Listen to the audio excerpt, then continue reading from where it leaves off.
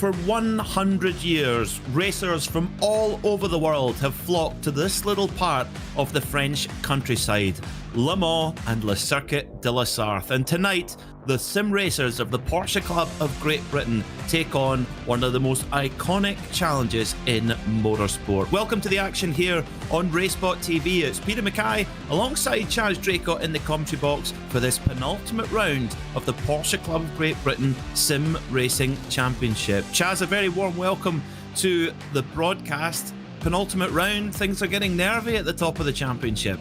Yes, Peter, they absolutely are. Thank you very much, mate. Great to be alongside you once again and great to be here on RaceSpotTV. But wow, what a fantastic venue for the championship. It's where we finished the last season, actually, so it's going to feel a bit strange to the drivers. It's almost like when Formula 1 doesn't finish at Suzuka. It just still doesn't seem right to me. But it's just one of those things tonight. They're going to have a very tough time, and it's one of two back-to-back endurance rounds. Sebring, that should have been right at the sharp end of the order, has been thrown to the back after, obviously, the iRacing sort of delayed output of their update near the start of the season. So the drivers have got 2 weeks in a row now. That's less prep time, in my opinion, as well. So it could be a very spicy scenario, but I think Le Mans is going to set us up for a great finale tonight.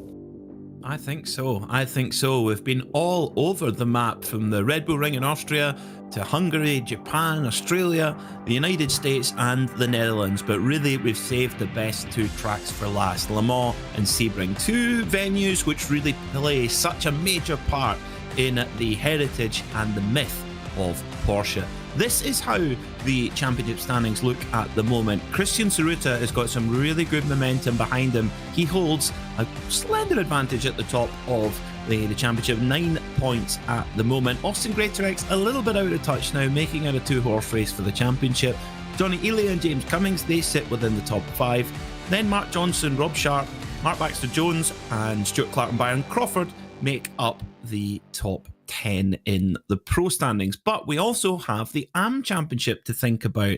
Ryan Penny, what a season he's had, who holds a 12-point advantage at the moment over newcomer Alistair Hatcher, who's really found his rhythm in this second part of the season. But don't write off Gilles Gardner. A new safety-first approach for Gilles has really brought results for him. Amrik Sastev sadly no longer with us for this season. He's away in Asia golfing for the rest of the season, so Amrik will do no better than 4th in the championship, but I'm sure we can't feel too sorry for him. Kim Such, he sits in 3rd, with Alex Owen in 6th. Then it's Josh Bailey, Mark Elvin, Andrew Soper and Drew Fletcher, hoping to get something moving in these last 2 rounds of the season.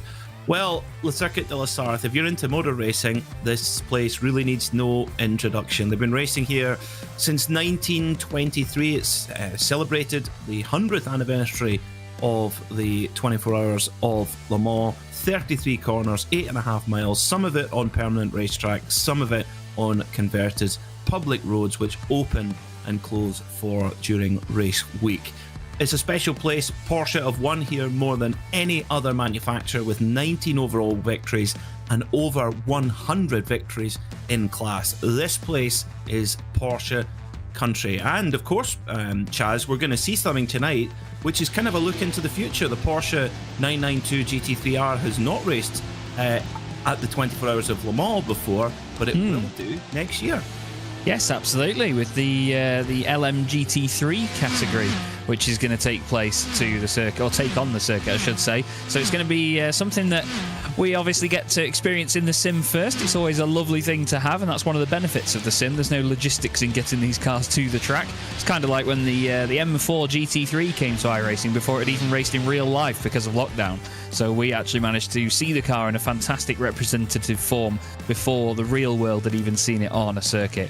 I'm really looking forward to seeing how the drivers can get on around here tonight, though. It's going to be a big, big challenge for them. And of course, it is one of the hardest circuits on the calendar to get a lap together on, while also being one of the longest circuits on the entire service. So you don't get long in these qualifying sessions to get it right. And as you could see there, the drivers weren't really leaving much space, were they, between one another, because they just have to push. Look how closely packed together they are through the 4 chicanes here. And look, that was Tsuruta. Tsuruta was off at the side of the road and has reset to the pit lane. So that will be 1 lap burn then for Christian Tsuruta. And this is the thing, is that as soon as you step over track limits, which is really easy to do here at Le Mans, your lap is deleted. And you know, if you're doing Brands Hatch Indy, no problem, not kill, really short lap, you just crack on and do it again, no problem. But if you scrub a lap here, you've got to drive all the way around and start again. So very, very tricky. Very tricky to get a lap in here and to get into that rhythm. Now, this is something new for the drivers this season as well.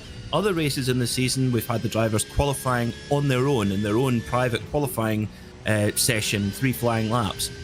Today, we've got them in a group. And of course, here, Chaz, with the slipstream being so important, we could see some fun and games here in qualifying with people looking for that aerodynamic toe.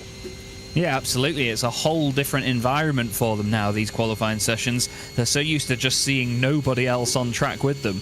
They may have been very surprised to get out on the circuit and see them all together. Now, Tsuruta, because he reset it to the pits so quickly, he's jumped straight back out of the pit lane and is now at the back of this queue. We ride on board with Drew Fletcher, though, in the Series 1 machine, into the first of the chicanes on the Mulsanne straight. It's always such a scary part of the lap when you get to either of these chicanes, because you know how long the lap is and you know how long the straights are.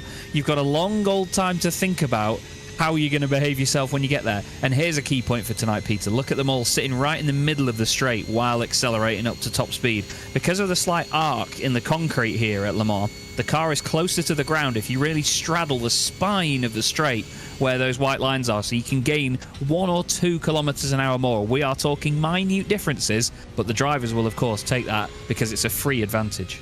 Yeah, free time is what you want in any environment, but the big factor here, I think, is just going to be how much slipstream you get.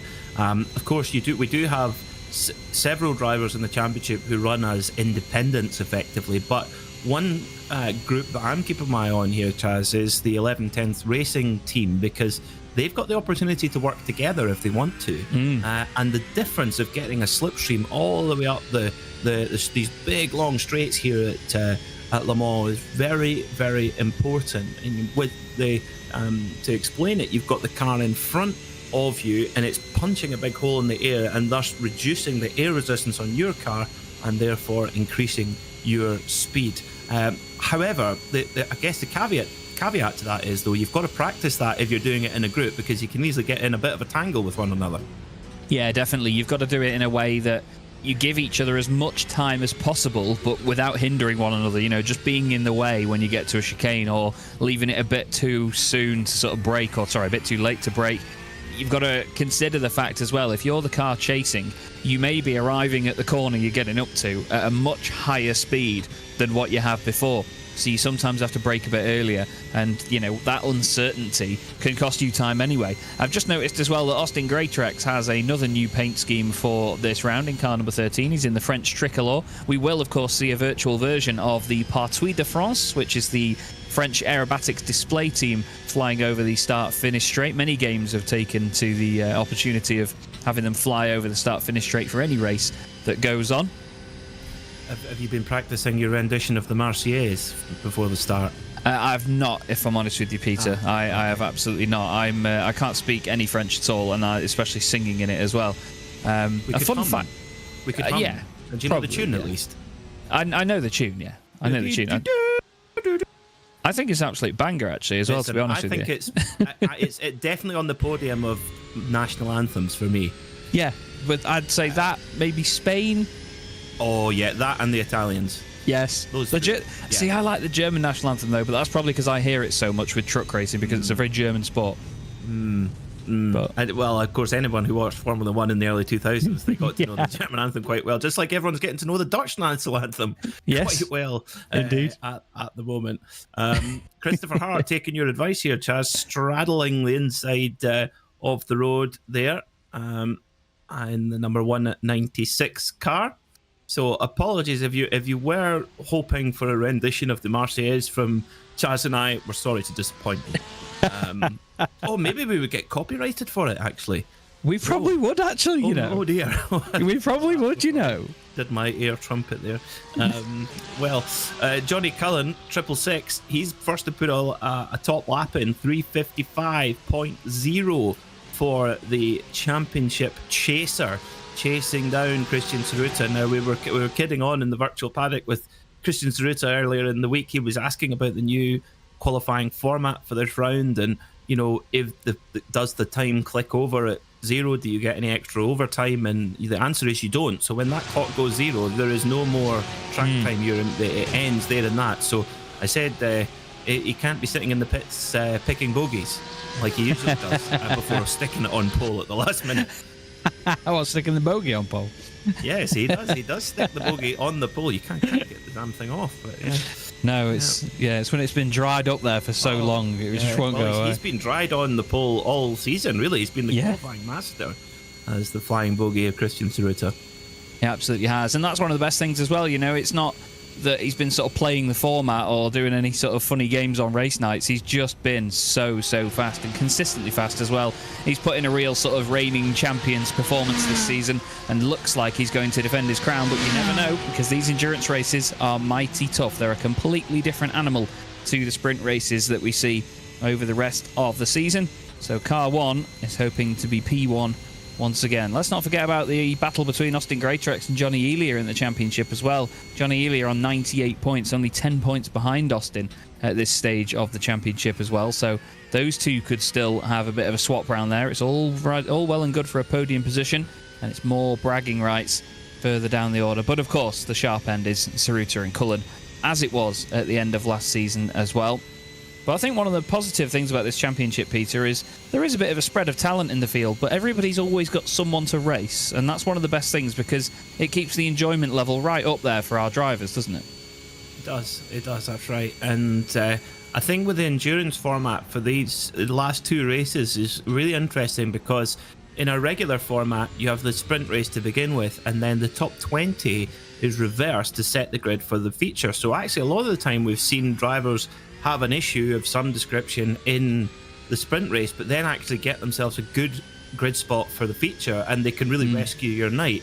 If in an endurance race you don't have that luxury, if you wreck or if you crash on that first lap, your race is done. You're then just trying to limit the damage at that point. And here at Le Mans, if you get big damage out at the back end of the circuit and you have to take the electronic toll, your race is completely finished.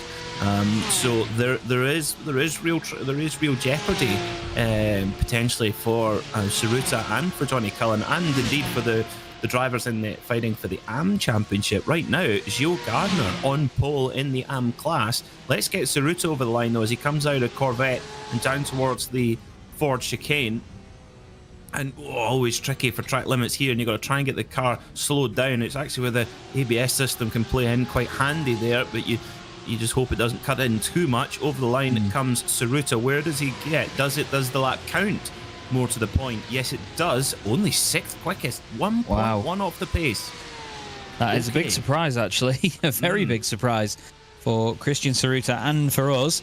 Here's Stuart Clark flying along in car number 23. The Rusty Roast Mobile. I just had a fantastic roast for my dinner. Oh, jealous. Yes. Oh, really good. With goose fat potatoes. We're practicing for Christmas. Oh, well, that's not... Lucy's practicing. Yeah, you're practicing the eating parts, just as important. I'm the tester and also wine waiter. Too. So yeah, Stuart Clark would have been proud of Lucy's efforts within the Rusty's roasts machine through the Porsche curves. Amazing sequence of corners in a GT car, and especially in a prototype. When you see the top prototypes go through there, it is just spectacular. Oh, it always looks. You come round and there's a GT car in the way, and the prototype's got to make a split-second decision. I mean, we've seen some pretty big accidents there over the years as well. Yeah, we absolutely have. It always looks like the footage is sped up when you see a prototype going through there, doesn't it? Because they just stick to the road so beautifully. It is absolutely remarkable. I was actually driving around here a lot recently on Gran Turismo 7, actually, in some of their sort of fantasy prototypes that go around those corners at unbelievable speeds. And even as a sim racer, you can't react quickly enough. It's just balmy. Here's Alistair Hatcher in car 964. Definitely isn't a 964, but I don't think I'd mind if it was one. He's just going through the Porsche curves as well. You can see one way then the other. It's just all about turning in at the right time, because any corrections here can be a humongous upset. That's probably the worst bit. It's called Corvette, isn't it? The left-hander, where it sort of floats away from you. It's off camber and it's over a slight crest. You get this sort of false sense of security built up over each of the other parts of the Porsche curves. Then you get to the last bit and you think, oh, it's nice and flat here, I can get on with it. And every time I seem to forget that it goes over a crest, and I just wash out wide and that's it. And it's easy to pick up a slowdown penalty there as well, actually. The drivers will have to be careful of that tonight. They will, no question. And we've got a big change in the order in the AM class. Kim Such goes to pole position in AM ahead of Ryan Penny. Then Gilles Gardner now down to third all of a sudden. So just under 5 minutes to go. So Alistair Hatcher here, he's got time to get one more lap in.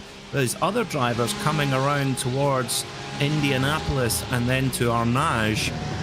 Ooh, they're going to be very... Oh, Such is going to be more than tight. He's in the wall. So Such, that might be all... I think that... Sorry, Peter. I think that was another car. I think another car lost it in front of him, and then he's had to get on the brakes to try and avoid them and has crashed into them. I'm not quite sure who it was, but I was pretty sure that I heard some revs drop somewhere. Someone had a spin in front of Kim Such, and he's had to plough into them with no other option, really, which is a real shame. But yeah, different order indeed. Only 63 thousandths of a second between them as well, around a lap that's nearly 4 minutes long. That's pretty balmy, to be honest.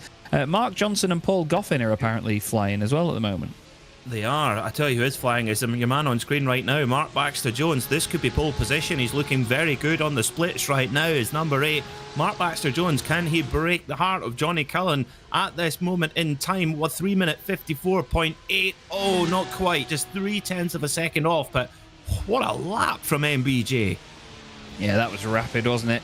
Absolutely rapid. And there is the car that was around. Yeah, Gilles Gardner facing the wrong way on the exit of Indy. By there as well. That was maybe Saruta who came by after, and that might have scratched a lap for him too. Is this Rob Sharp in a different livery? I think Rob Sharp's car is now all yellow and blue instead of being white, yellow and blue. It's usually got the white on it because it's then metallic at the front end, but Rob's car is now mainly yellow.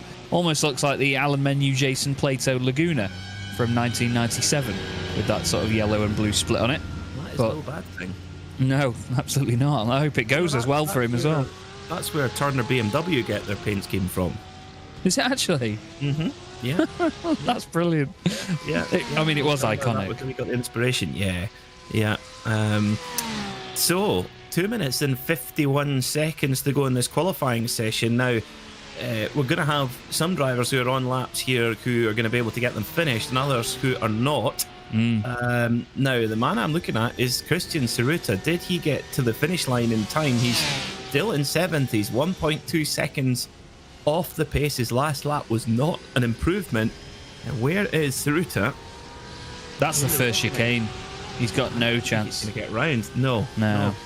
So Saruta, well, he's going to have to start from 7th or no better than 7th. Let's see what Stuart Clark can do. The moment he's sitting a little bit further down the order, so he needs to get a lap in here. Does Stuart Clark? Through the final chicane he goes. That's very wide. That might be a lap scrub there too. Over the line he goes. No.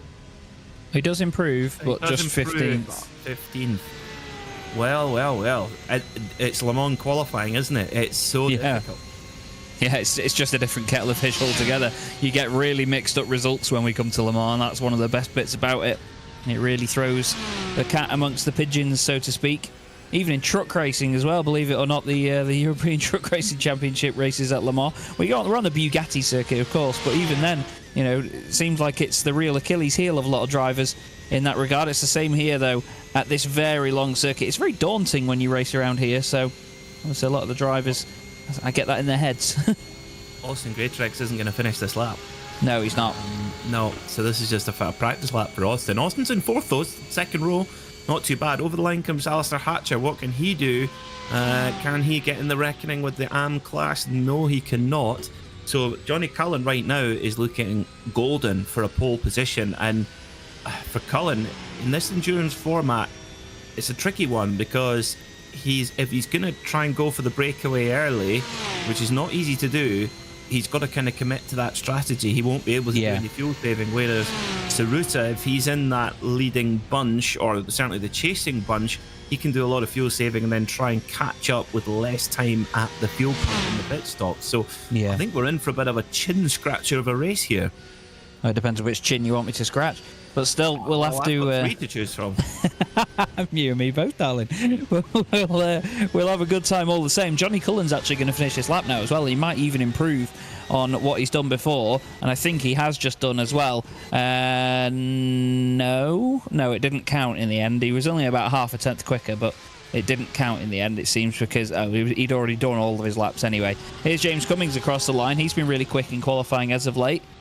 Best before that was a 3:55.464, and it's a 4:83. It's almost identical. Can you believe that? Nearly 4-minute lap times, and he's only a few thousandths apart from his best. That is the end of qualifying, though, and literally as it finishes, that's going to be it, I think. The drivers should disappear anyway. I'm pretty sure we use iRacing's heat format, as we know, or its heat racing system, which makes them disappear, but seeing as it's one race, I'm not sure they will be for tonight. So, yeah, our timer on the timing screen is counting down from 5 minutes here. Because I was wondering why on earth... would you use the heat racing system to do one race? Because heat racing, usually, it's... If we have a sprint race and a feature race on one night and it affects the grid and changes them around, then, you know, you'd use heat racing because it keeps it in one session. Otherwise, like we used to do on iRacing, everyone would leave one session and then you'd set the next one up and then you'd jump in that for another race. And Alex Owen there trying the low downforce front end on his car by the look of it. But yeah, it confused me that they would be using the heat racing system. I didn't want to question it earlier. I've run a lot of leagues and have sort of a lot of bad experiences with sessions being wrong, and I know now that, yeah, you wouldn't want to run a heat system for just, well, one race. That's...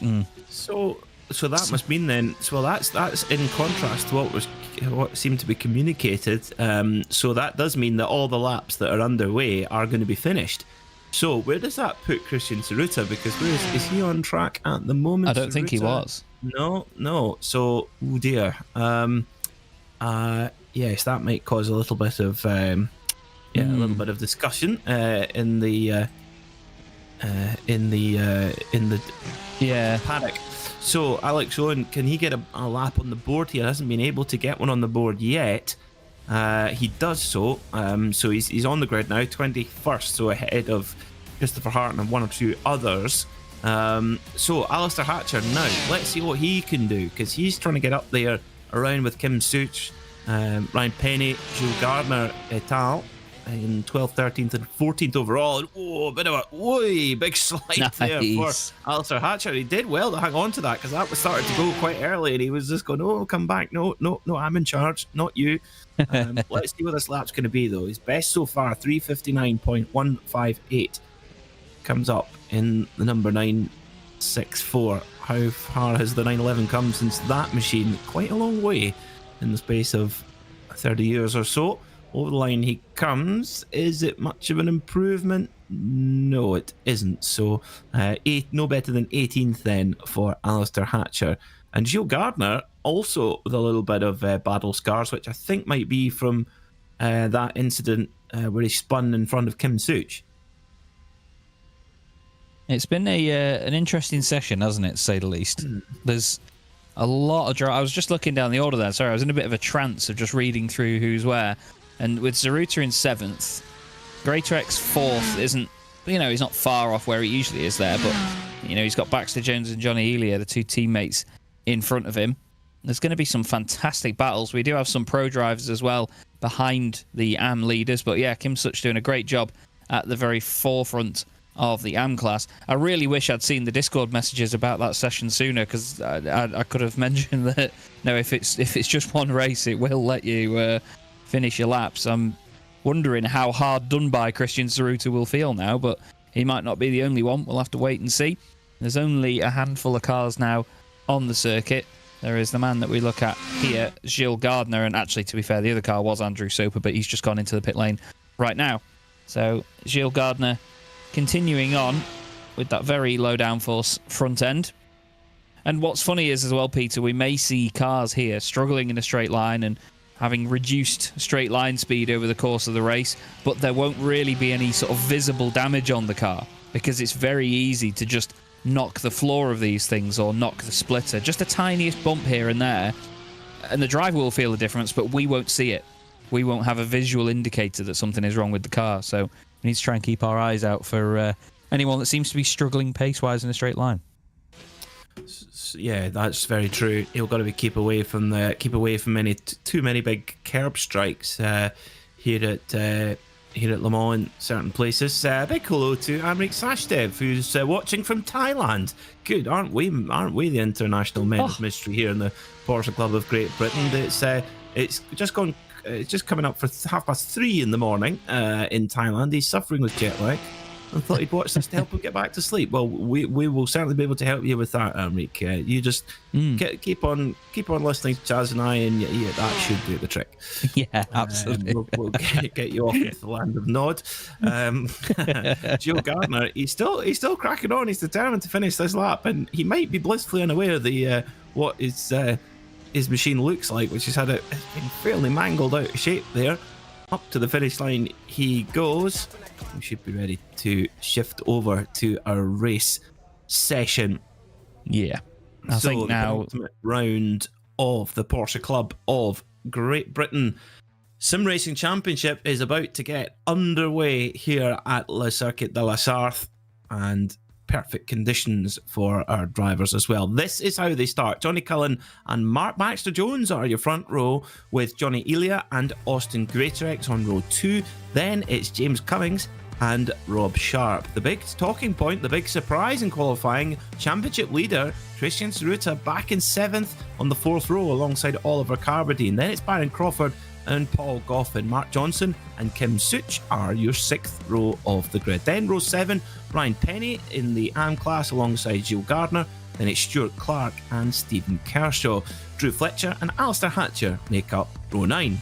Row 10 is Fausto Pinto and Danny Jones. Then it's Christopher Hart and Alex Owen, with Andrew Soper starting at the back of the 23 car grid. So the drivers will make their way to the controls, ready for quite unusually a standing start here at Le Mans. Something. Now there's a question: Do we ever see a standing start? Probably the last time would be when they ran over the track to jump in their cars back in 1969. Would have been the last time they did that. I think the only thing I can think of that would be modern racing that does standing starts here would be something like MotoGP.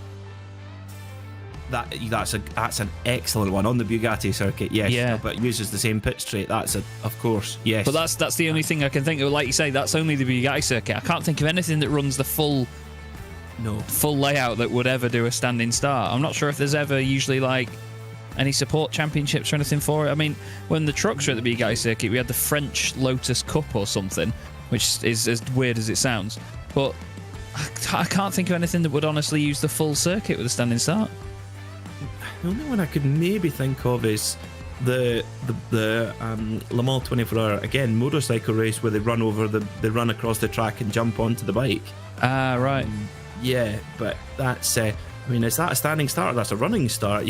Yeah. You could say, well, we might head into, just into the sort of early evening sunlight here at the Circuit de la Sarthe. 22 degrees track temperature, which will likely fade back over the course of the race. And of course, Chaz, a new iRacing tyre model now compared to 2 weeks ago when we last raced. So yes, absolutely. Will feel quite different. Yeah, for sure. And I mean, I don't think this is going to be the most thorough and blistering test for them. Oh, I could kill a KFC right now. But I don't think it'll be that much of a challenge for the drivers because of that cooler track temperature of just 22 degrees. So I think the The tyres will be all right to survive for this one. I don't think that's going to be the main talking point of the strategy. The main thing here is going to be fuel, because at the end of the day, you can't linger with how much fuel you're using. You've got to absolutely crack on with it. That was me and Peter's commentary box there, the little beer shack halfway down the straight. And yeah, like I say, the fuel is going to be the main talking point, because at the end of the day, you can get to the pit lane and get around with tyres that are still absolutely shattered, but you can't get around at all if you've got no fuel in the thing. So they're going to have to prioritise that. And I think there's a few drivers that will maybe push in the early stages here that might do themselves a bit of a mischief with the fuel and not be able to save enough a little bit later on. I found with the tyre, in my very brief running I've had so far since the latest iRacing build, I found the tyre going off a bit quicker. I don't know if that's what others have found, where the grip really does drop off quite dramatically. That was on the Nordschleife in a GTE car. So what transferables there are, not sure. But we'll see. Be interesting to speak to the drivers and see what they've found. Not only in their practice, but in a race scenario, because it is fascinating how you can do as many race simulations and try and replicate the running as best as you can. But for whatever reason, when the green flag drops in a competitive situation, it doesn't quite go out. The preparation doesn't go out the window, but it is amazing how different the scenario is. Why? I couldn't tell you. No, it's just a completely different variable to get used to, isn't it? It's something that as drivers, you know, as sim racers especially, everybody is so versatile and so adaptive, because you'll have drivers that race in this, that race in 4 or 5 other different leagues in completely different cars, different formats. You know, the sort of circuits they go to can be completely different kettles of fish as well, and it's just amazing how versatile sim racers are. But I think going from one build to the next, when you've grown so much muscle memory of how a car behaves and where you can throw it in and where the limit lies, having to retune your mind to that can be more of a challenge than just jumping from one car into another, I think. Yeah, it is a challenge, and that's something the drivers are just going to have to get on top of quickly in this event. Le Mans is a unique circuit, it's a unique challenge, and of course things have changed over the last couple of years in terms of what is the predominant endurance race on the iRacing platform, where you know you get your team together and go for an endurance 24-hour event. Daytona is the big predominant endurance race on iRacing now, so it's a circuit that's it's got less track time basically for the drivers. So Johnny Cullen comes to the grid then on pole position alongside Mark Baxter Jones for 11th Racing. Most of the drivers now in position. There's James Cummings with the Marco Simoncelli throwback helmet. What a much missed motorcycle racer. Now the lights come up, ready to go racing at Le Circuit de la Sarthe for the penultimate round of the Porsche Club of Great Britain Sim Racing Championship. The Reds begin to rise. Off they go. Green, green, green. And look straight away from the middle of the third row then. It's Christian Saruta who jinks through, but it's a massive getaway from Johnny Cullen, who rushes down to the first corner. But here comes Grady Rex in the red, white and blue tricolor machine as the two 11th racing cars now jostling for position. But Mark Baxter Jones hangs on for now, with Johnny Elia having to give best to his teammate. But it's Cullen who leads then from Mark Baxter Jones. Then it's Elia and Grady Rex hip and barging and shouldering each other all the way down through towards the Forest S's, and then over they go towards Tete Rouge. Now, there's a little bit of a gap back from them as well to Rob Sharp already, and Christian Zaruta will notice that, and he will want to get past that Alberis racing machine as quickly as possible. It was James Cummings that seemed to have a bit of a poor start there. He's lost a position or two in the early runnings. Zaruta moves out to the right-hand side. He's going to try and find the slipstream of the cars in front, but what a great start that was by Johnny Cullen. Really top stuff. Ryan Penny has taken the lead in the AM class. He's also got a couple of cars between himself and Kim Such in the background as well. Saruta there moving up into 5th position now, trying to catch up with Johnny Elia. It was really nip and tuck, wasn't it, between Elia and Greater X? There's some battles going on in the background as well. I think it was Mark Johnson and Paul Goffin.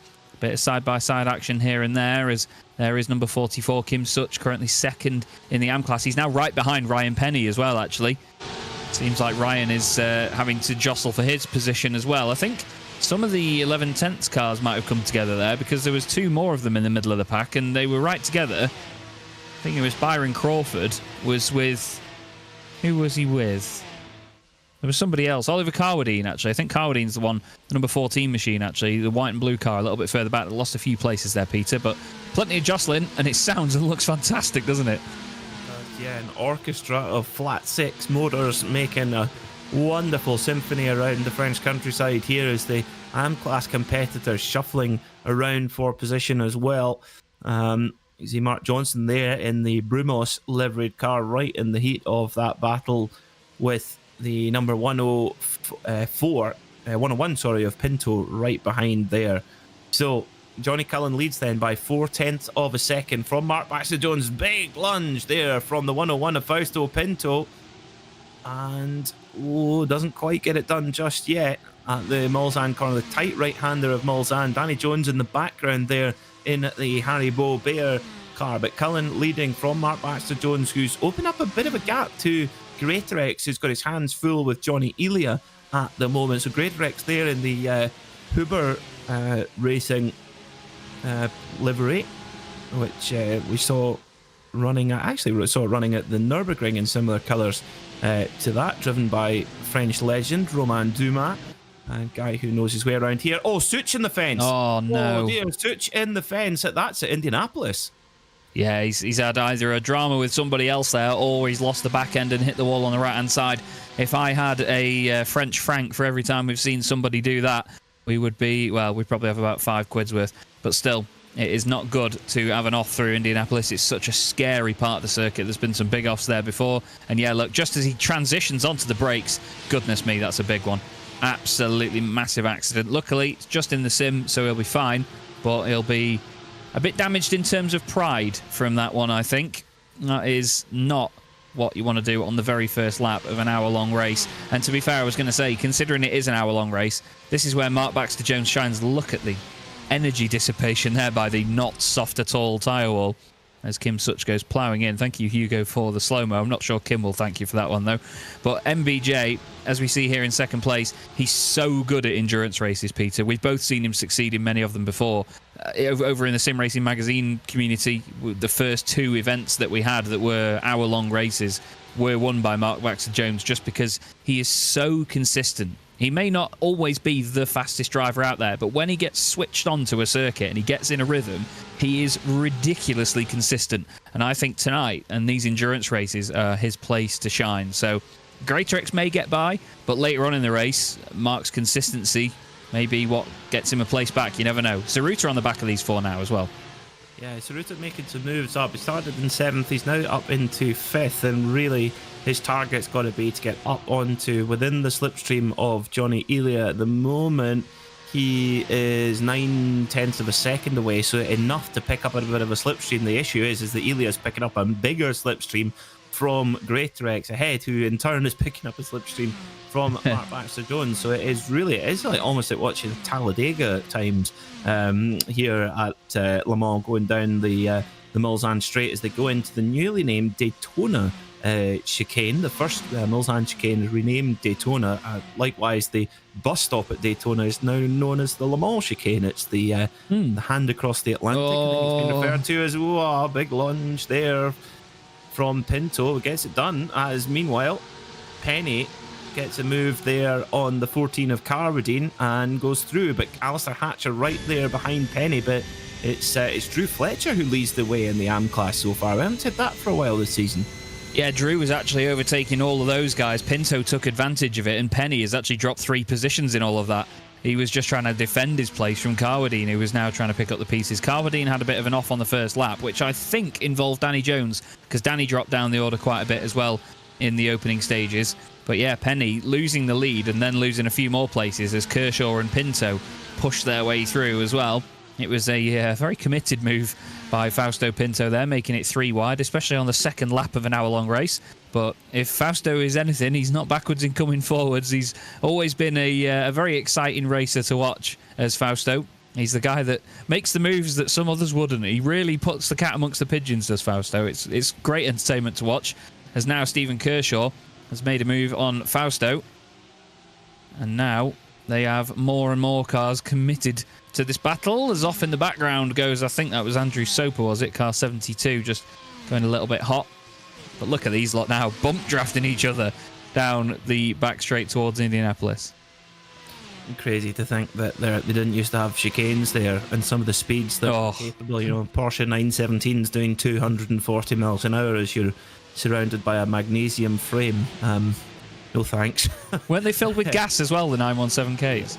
Yes, they were. They were. Yeah, yeah, that's right. In between the frame. Yeah, incredible. I mean, the distance record for the race that was set by Helmut Marko. I remember him. Helmut Marko and Gijs van Lennep in the Martini 917. That record stood from 1971 to 2010. Good Lord. Yes. I didn't know it was that long. Yeah, that's how fast. I mean, obviously 2010 was with chicanes. The chicanes came in the late 80s, but it's... That's terrifying. Quite bananas to think of it, isn't it? Well, again, it's... Andrew Soper way too hot there. Lucky that he didn't hit anything there, but the gravel actually slows you down on iRacing now, which is lovely to see.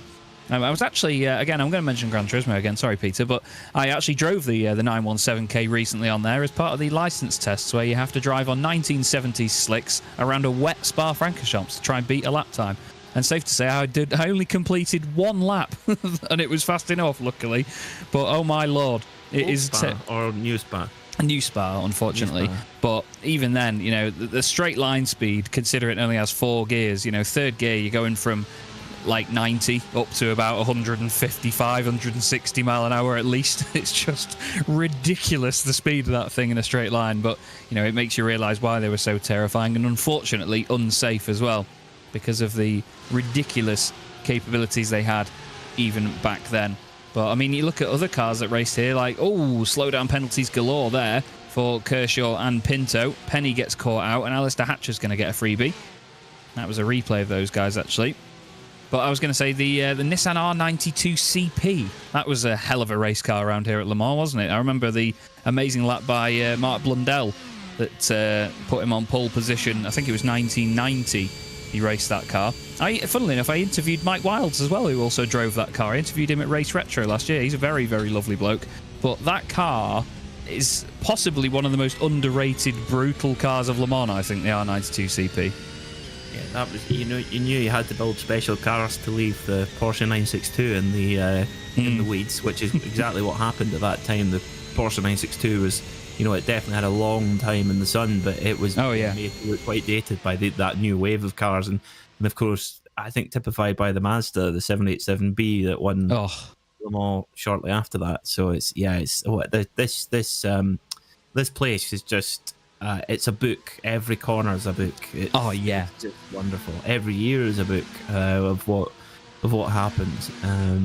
You know, you could pick so many chapters in motor racing history from this place. Saruta's gone past Johnny Elia for 4th place then. So Saruta just picking his way through. Can he get his hooks in though to Greatorex? Is at the moment just out of draft range, I think, is Saruta, and so he needs to get a little bit closer to that red, blue, and white Huber Motorsport back machine.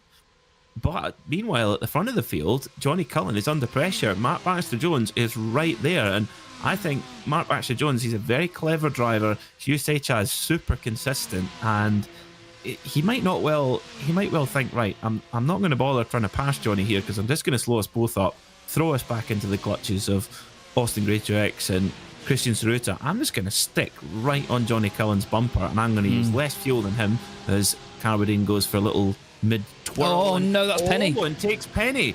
Oh dear. I don't necessarily think Carwadine did much wrong, but I mean, Penny just tried to find a gap. You got to stay still. You can't move in that situation until you know it's clear to move. Yeah. Poor Penny, you know, he saw a gap there which was there, and then Carwadine drove into it. If you did that in a outdoor race, you would be in serious trouble. Yeah. Serious trouble. So it's why do it in the sim? My thinking was that he was on the sort of, if he was in the middle and everyone was, he was probably assuming everyone was going to go behind him because that's where the racing line was off the corner, I guess. But I suppose if it was If it was further on the outside, I would have had more of a problem with it, but I didn't see as much of a problem with that one as we've seen before with others. I think you've always just got to hold the brake and wait for there to be a clear moment to move. Because you've got to be predictable. If you're still, you're a lot easier to miss than if you're moving. Very true. Sounds bizarre, because if you move the dartboard around, it would be harder to hit, but it works the opposite way around. Cullen is now, he's getting a bit of a hurry on here, because Baxter Jones was right up behind him, but has lost a few car lengths now. Has Baxter Jones. So Cullen threatening to pull away, and through this technical section, this is where Cullen can really stretch his legs and try. I mean, if he can come out of Tete Rouge with an advantage of, say, a second at the moment, it's 9/10 of a second. So a second, you're not really giving up much of a slipstream benefit to the car behind. And Baxter Jones, looking unusually kind of ragged there on the edge of grip. Yeah, I think he knows he's got to push to stay with him at this point. And that was a definite indicator for us that he needs to crack on with it, and he knows it as well. It's always interesting when you can see from a driver's body language that they're having to push. They know that they've got to go chasing another driver. I think Austin Greatorex, well, Austin's always exciting to watch anyway, so we know that he's going to be pushing.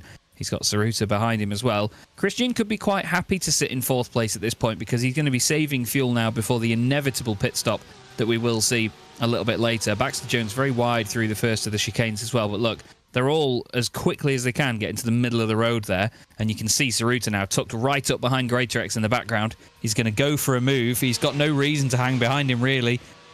Let's see what Saruta can do with this. They're very close together as Austin is determined to stay in the middle of the road.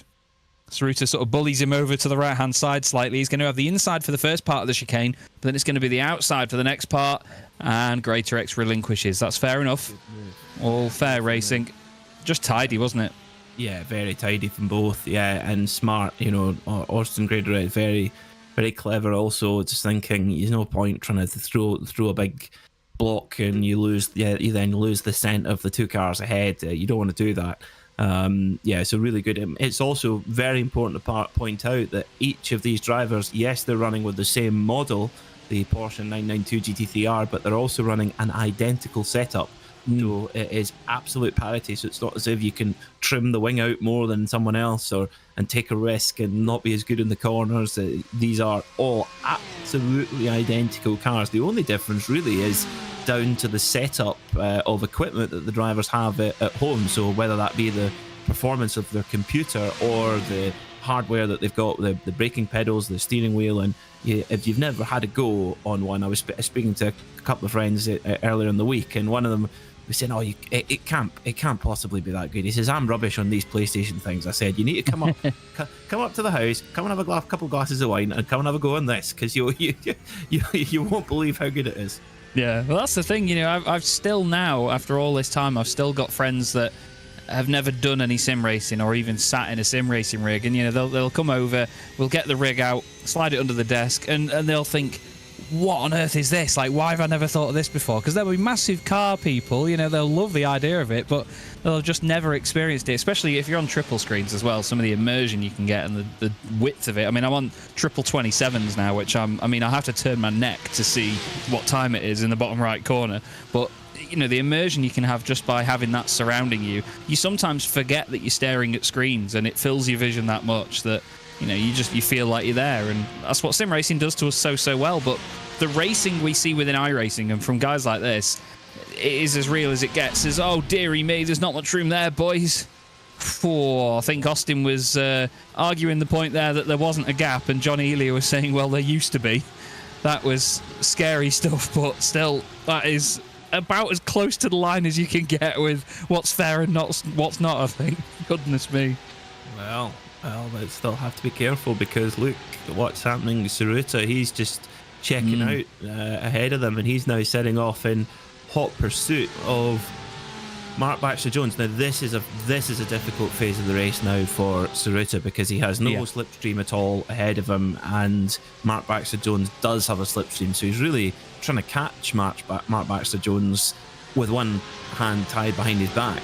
And Saruta's got to be careful here in terms of how much of the tyre he uses, because you can now fit tyres while fuel is going in with this car here in iRacing, but you won't have enough time to put the fuel cell up back to full again and put 4 new tyres. You might be able to throw a couple of new ones on, but then of course you then run the risk of coming out the pits on cold tyres and losing too much time. So that you've really got to look after the boots that you've got on the car, and that's not conducive to chasing down a gap. No, absolutely. You've got to have that balance of when the car is at its best and keep it on that for as long as possible, but don't overstep the mark. It's something we always talk about with tyre compounds as well. If you're on a set of mediums, yeah, sure, they might be faster than a set of hards, but if you use them long enough, they won't be as quick as a fresh set of hards, if that makes sense. So, you need to realise where the sort of curve is to the performance of the car, and that's another thing to be completely switched on at in these sorts of races, as Ryan Penny goes as late on the brakes as he dares, nearly hits the back of Stephen Kershaw. He's side by side with Fausto Pinto. He's well within his right to fight Fausto here. They may be in different classes, but at the end of the day, if they're side by side everywhere, then they're just going to be costing each other time in the long run. Fausto flashing his lights, clearly not happy with that. Penny needs to be careful not to get in too much of a scrap here, though, because he's the championship leader in the AM class. He's got a decent championship lead. He doesn't need to risk that and throw that away, especially if it winds Fausto up as well, because Fausto will go down the inside of him here, although he backs out of that one, and Ryan is now set to continue on in front of him for the time being, but they're going to lose slipstream here, Peter. It's not going to go well. Yeah, and the issue is that Ryan Penny's got front damage from that incident where he collided with Carradine a few laps ago, and that's going to really hurt his straight line speed, so he really needs a slipstream, and I totally agree with you. I think getting in a tangle with any driver not in your class in this format, but particularly someone as aggressive as Fausto Pinto, I don't think that's very smart at all for Ryan Penny in his situation, where he's got a pretty decent championship lead. 12 points in the AM class is a good lead. So yeah, got to play this one smart. Meanwhile, Tsuruta, who had been checking out from Greater X and Elia, well, that's come back again. The Greater X has dragged the flying bogey back towards him. So now the gap actually from Tsuruta to Baxter Jones has grown, not shrunk. So yeah, Tsuruta's got a lot to dig deep here. As big error there, both on the brakes coming into Indianapolis for Pinto and Penny, and now Pinto's going to just stuff it up the inside of Arnage. They are slowing each other up so much there. Yeah, they don't need to be fighting like this. I think really the responsibility now will be on Ryan Penny to just not try and go past Fausto, just use him to go forward. Fausto's definitely the more aggressive of the two drivers. I think Penny just needs to sort of sit back and just follow here. Drew Fletcher will do the same. Drew's a smart guy. He knows what the situation is. They can see this man. That was fantastic timing, Hugo. I love you for that. But Alistair Hatcher is ahead of these guys now, and they can visually see him up the road as Baxter Jones is into the pits, and so too is Johnny Elia. The 11 tenths guys making the same call at the same time. It was Gilles Gardner, sorry, not Drew Fletcher, behind Ryan Penny. He's got a similar livery of silver and blue to Drew Fletcher, but Drew actually leads the class still. I think Gilles Gardner's playing the game perfectly.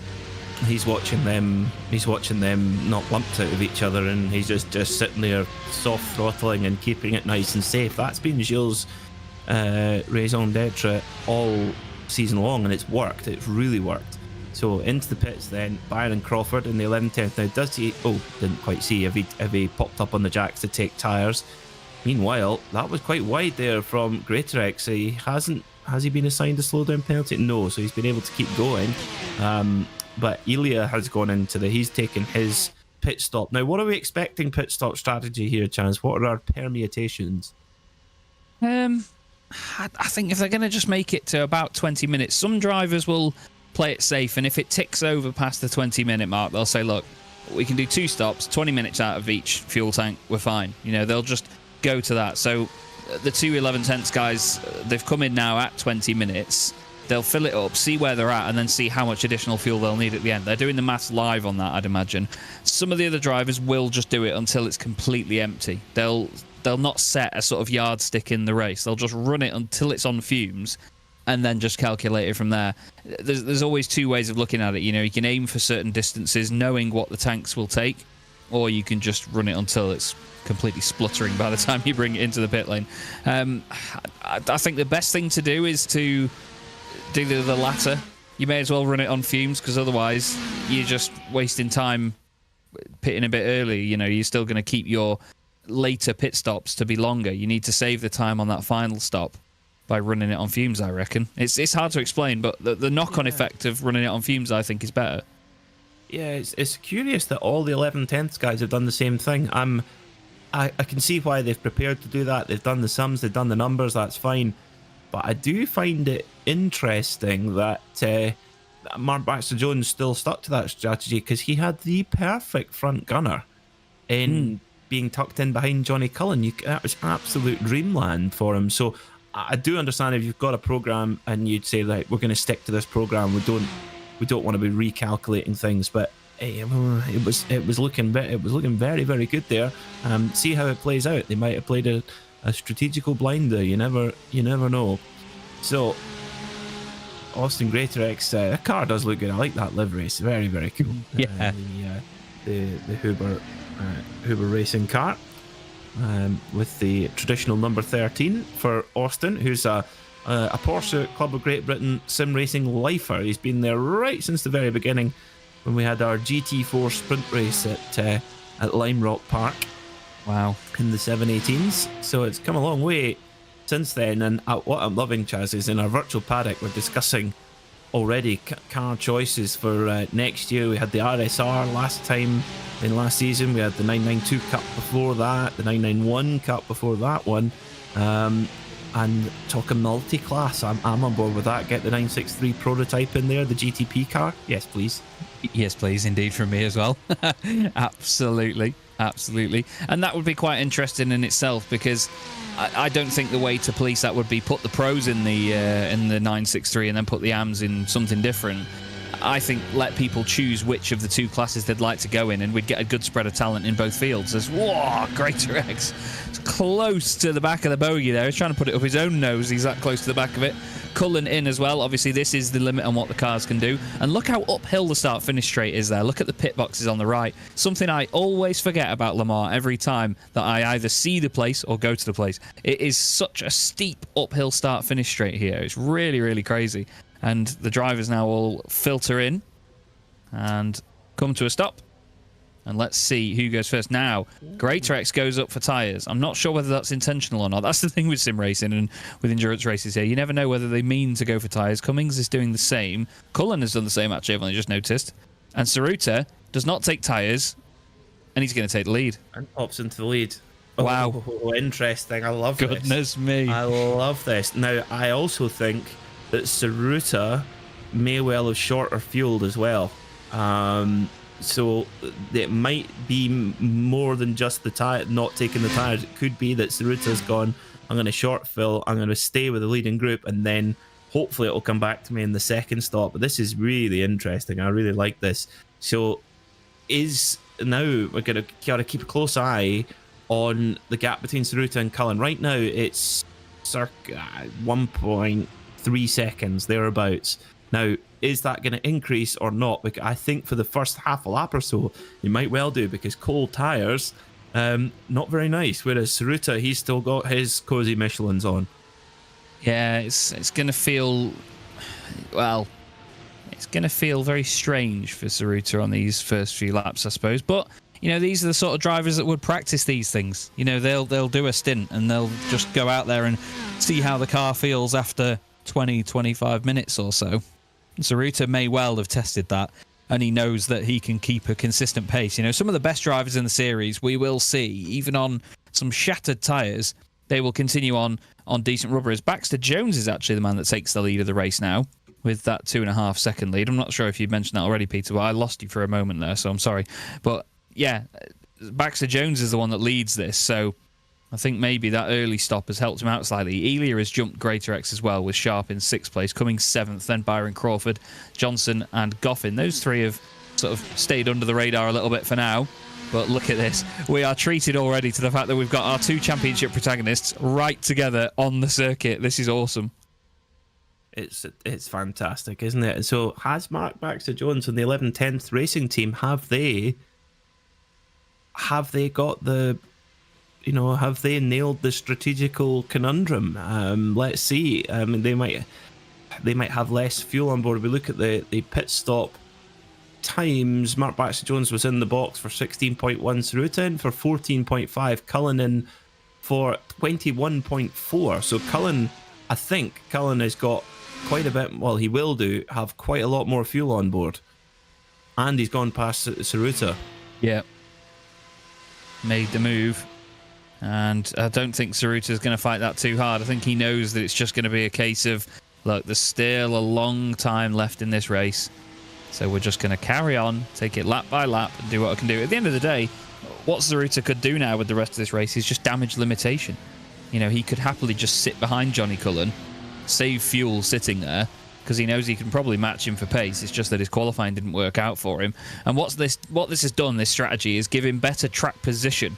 Greater X has lost a place to Rob Sharp, by the way. Rob Sharp's gone through for 5th position. But what I was going to say, before I interrupted myself, is the strategy helping track position, because it's a bit more important around somewhere like this where you have to fuel save and you can think about the slipstreaming as well to keep you stuck together.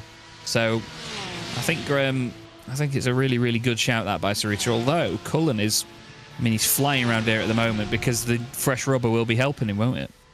Yeah, the tyres will now be up to temperature and pressure, and that is now showing. Whereas Cullen's been able to get a move on and go past Tsuruta, and it actually looks like Tsuruta's going to have to really dig deep to hold onto the back of Cullen here. Cullen just simply looks to have better grip, better pace through the sections. I mean, remember, we saw them separated by 1.1 seconds in qualifying in the favour of Cullen. So do bear that in mind. I think Cullen, in terms of pace, he's looking really strong. Mark Baxter-Jones, strategy-wise, he's an outlier. How's he going to fit in the picture? The big question is how many people could be between Cullen? If Cullen wins the race, where does Tsuruta finish? And if there's multiple cars between Tsuruta and Cullen, we go into Sebring with the championship absolutely on a knife edge. We do indeed, yeah, that's the thing. That's why Tsuruta needs to focus on just that black and green car in front of him and not worry too much about everybody else, so long as he can keep just daylight between the two of them and not other cars. It could completely flip on its head, though, later in the race, this strategy and this situation, because maybe Tsuruta will be the one taking tyres and others might not. And that'll really throw it wide open and drop Tsuruta back. But I suppose he had to try something different to what everyone else was doing. And, he would have had it lined up in his head beforehand anyway. So he's going to now know where it all lies. Here is a bit of a battle going on further down. This is Gilles Gardner with Fausto Pinto and Alistair Hatcher behind him. Now, of course, the two guys in front of us here as we ride on board with Fausto Pinto are fighting for a position in the AM class. That is 2nd and 3rd. Ryan Penny is about 3 seconds off these guys. Fausto Pinto in the pro class isn't sort of entitled to be let by the guys in front. They can fight him for overall position if they like. The overall classification is the main priority here.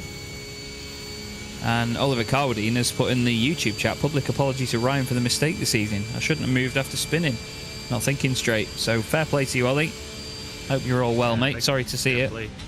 Yeah. Oh, Fausto Pinto getting a big move there on Alistair Hatcher. Yeah, that's huge respect for that, because so many drivers make that error of judgment and wonder why everyone's angry at them. It's like, we've all been on both sides of it, I think, over time. So Pinto making a big move there. Also, big hello to Ryan Walker, the other half of Double Scotch. He says bonjour Ryan. Bonjour. He was saying yes, that Mark Blundell lap was 1990. Apparently, Mark Blundell ripped the radio cable out because his team was telling him to back off, and he didn't feel like it. That's brilliant. I like that. I like that a lot. Good stuff. Well, that's the thing, Sometimes your pit crew doesn't know it. They're not the ones in the car. Ryan Penny will be really happy now that Hatcher and Pinto have had that little scrap, because he was 3 seconds behind these guys earlier. He's now just about within slipstreaming range of them and can stay in this quartet. That's really going to help him because of that front end damage that he'll have. I think they still get a fast repair, though, don't they, in this championship? There's one fast repair available in the pits for them to take. So At least that'll have set Ryan Penny's car straight again, and maybe it's just he's catching up on pace as well, because we know that he's the championship leader in the AM class. He is one of the fastest guys out there in the category. Fausto Pinto is going to be trying to get past Jill Gardner, and Jill's not going to want to let him through because he knows what it'll mean in terms of the cars behind as well, catching him up. Fausto is not scared at all, though, and we love this about him. He's always entertaining in these Scalant Pro driving colours. Lovely looking livery, the white, purple and the gold highlights. Now, I don't know about you, Peter, but I have to say it like this. I hate Arnage. Just absolutely. I don't know why. It's such a simple right-hander, but it's got a bumpy braking zone and a strangely sort of over cresty, off-camber sort of apex, but it doesn't look like it. It just looks so flat and normal. Just looks like such a simple corner. But it's, I always say the same thing. It's like someone's got a giant magnet behind the tyre wall on the outside. The car never wants to go around it. I hate it so much. Do you have the same experience of it? It's certainly fickle. It's really fickle, and you just feel like there's just no rhythm in there. And you also, and if you're in particularly if you're in a prototype, you're too busy getting Indianapolis gathered up, and you're like, oh no, Arnage, oh damn, you've got to get on the brakes. You're too busy not trying to have an accident out the exit of Indianapolis. So yeah, it often comes as a bit of an afterthought sometimes, but and then you get the lovely flow of the Porsche curves, and everything is fine again. And then you're into I think this section's pretty tricky as well. You come through that, very easy to just cut over the curbs and get a slow down penalty. Then you've got that really slow left then right onto the start finish straight. It's a real driver's challenge. Is Le Mans. You know, it's up there. You look at circuits like Le Mans, Nürburgring, Bathurst. They're all really unique in their own way, and they sit in a different world. I mean, yes, you get into street circuits. That's another thing entirely. I mean, Macau. I think Macau sits in its whole different planet of mental. Oh yeah, yeah. It's just it really is. I was watching a few bits of the Macau Grand Prix when it was being broadcasted live, and it's just. You have to, I mean, there's some circuits around the world where you look at people racing and you think, nah, you're all right, mate. And Macau is just on a completely different spectrum, isn't it? It's just nuts. Completely nuts. It's certainly on the spectrum anyway, yes. Yeah, it's... In particular, I mean, I do think GT3 cars are on the point of... I mean, luckily the GT3 car is very safe. Thank goodness, because the speeds they're doing it in Macau now is just off the scale. And it's not a circuit where you can really actually, even on a simulator, it's quite hard to find a good model of it to practice on. Yeah, yeah, definitely. Another thing, because it's such a complex circuit, such a long street circuit, it's it hasn't been, you know, no one's really taken it on in any great detail. But yeah, special place, just like it is here at Le Mans. Mark Baxter Jones still hanging on to that lead, but it has come down a bit. Johnny Cullen now on the peripheries of getting a slipstream from your leader, Mark Baxter Jones. Now, Mark Baxter Jones took on. He was in the pit box for 16.1 seconds, whereas Cullen, he was in the pit box for 21 seconds. So Cullen, I think he's going to be in a little bit better position on fuel, I would wager. Yeah, just slightly. I don't think it's going to be a colossal difference, as there's a colossal difference in braking distances there. I hope Alistair Archer says, anything you can do, I can do better. Really throws it in. Somehow saves it. Good avoidance there by Ryan Penny as well. You can see the glow of the light here as well, Peter. Still 24 minutes left to go here. I think we're going to have a lovely sunset finish here at Le Mans. It's going to look absolutely glorious. The shadows are getting longer from the trees there as well. I'm liking this.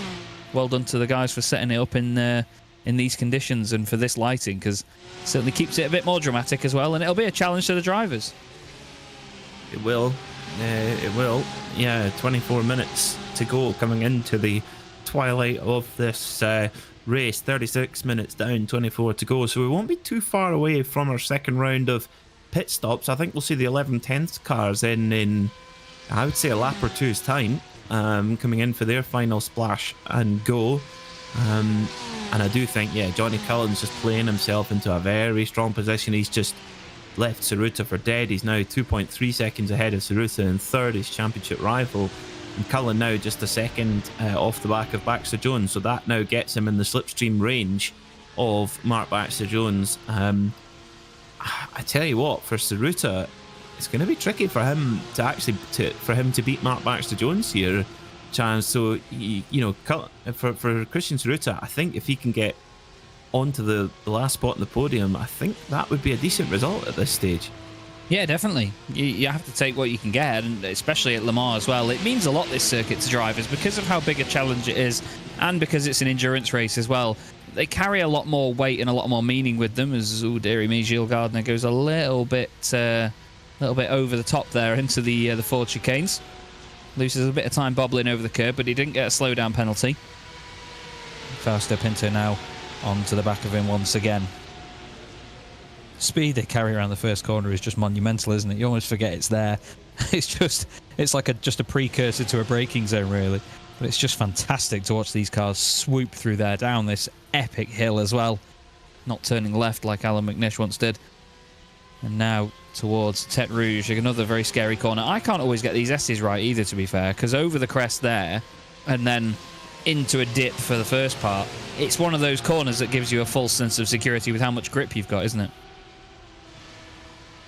Yeah, it's and I wonder how the drivers are getting on with the new tyre model, whether those who did change tyres, has that been an advantage?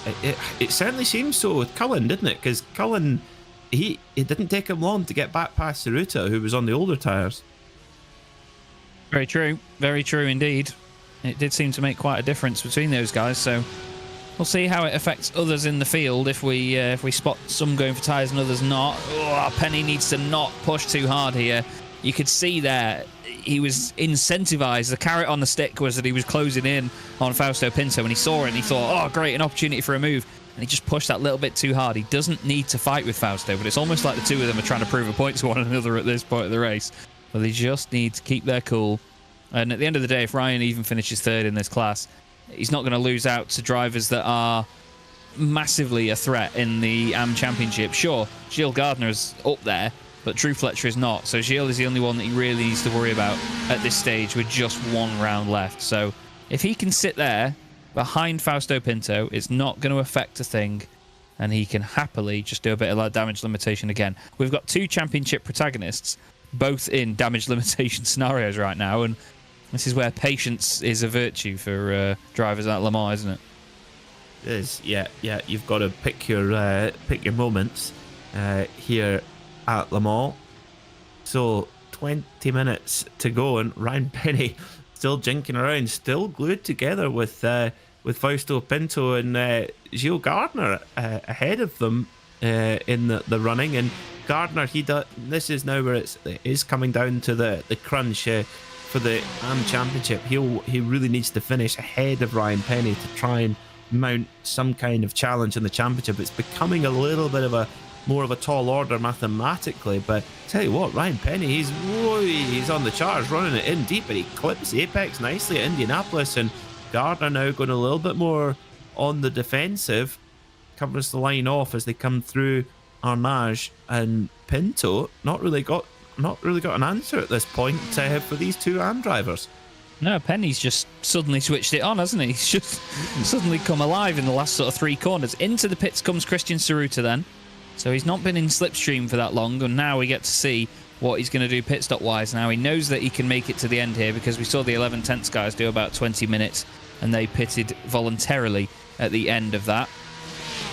So we'll see now what difference it makes to Christian Tsuruta. Rob Sharp and Austin Greatrex are having a fantastic scrap as well. Greatrex has just lost that place to Rob Sharp again. Rob having a good old battle. Always under the radar a bit is Rob Sharp, but he's very, very quick. Always at the front end of the field. And this battle has been fantastic to watch sometimes. Ryan Penny now takes the lead of... No, he doesn't, sorry. Drew Fletcher's still out there, isn't he? I keep forgetting. But now Ryan Penny goes up into second place in the AM class, at least. He's not got someone in front of him. He knows we're watching. He's got the lights flashing. Some of the drivers do that, though, don't they? They have the broadcast on while racing, and even with our commentary on. I don't know how... I love a multitask, but I couldn't do that. I've even had drivers in real life do it. I've walked, like, I commentated on a couple of like individual series in the UK for the last few years, and I'd get to the end and the race would finish. I'd finished commentating. By the time they come into the pit lane, I'd walk down there to go and see them, and they'd say, "Oh, I heard you talking about me," and I'm thinking, "What? You mad?" But yeah, some of the drivers have like radios on. They tune in, especially on the MSV radios, and then they'll have an earpiece in with the commentary on. Mad. Off their head. Yeah. I have heard that happen at Knockhill as well, where particularly in a Citroen C1 race where you're absolutely flat to the board pretty much everywhere, and you've got a bit of time going down the straights to have a little bit of a think about things. Also, when the Superlap Scotland time attack, they'll want to know as soon as they come over the line what their time was, so they'll put the radio volume down, they'll go over the line and then quickly ramp the volume up, and so they hear what their time was. I like that. It's quite good.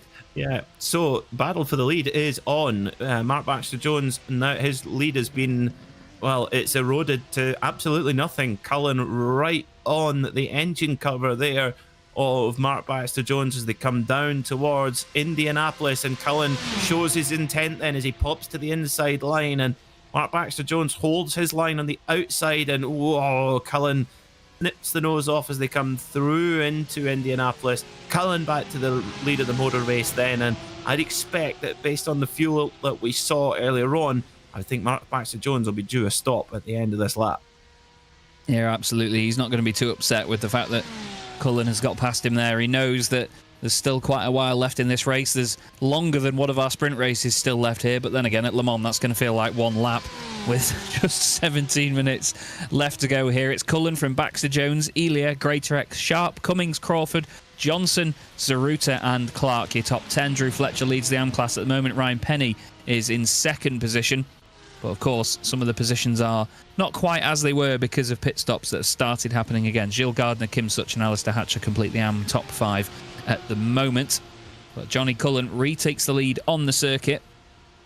We just need to wait now to see when their pit stops come in. I'd be surprised to see Cullen come in here because he had an extra lap earlier on.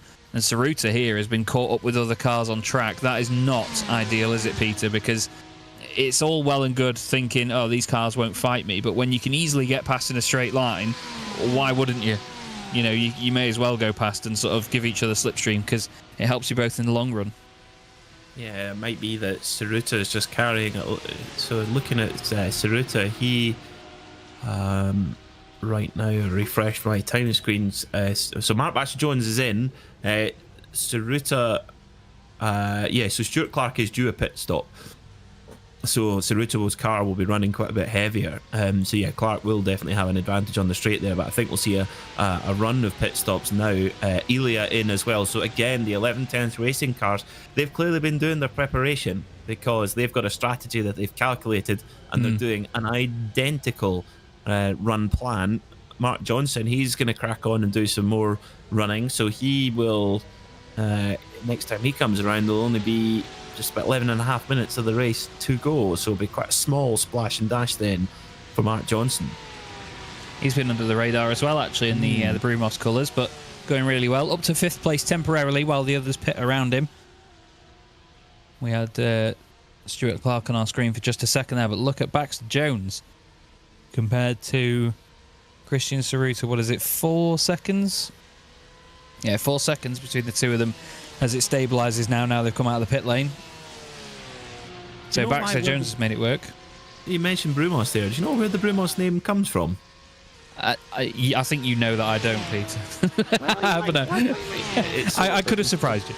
It was owned by a guy called Hubert Brundage, and Brundage Motors was shortened to Brumos. That was their telex. That was what on their telex address. It was shortened from Brundage Motors to Brumos. It was as simple as that. They got used to seeing it that much. Brundage Motors, and they changed it to Brumos when Peter Gregg bought it. I think Brumos sounds a lot better than Brundage Motors. It does, yes. Brundage Motors sounds like they're going to sell you a dodgy MOT failure MG75. Brundage Motors sounds like It sounds like a 2-car team from your local banger racing track, doesn't it? Yeah, it's definitely situated somewhere in the general Birmingham area. Yeah. It's definitely the Brundage Motors is great.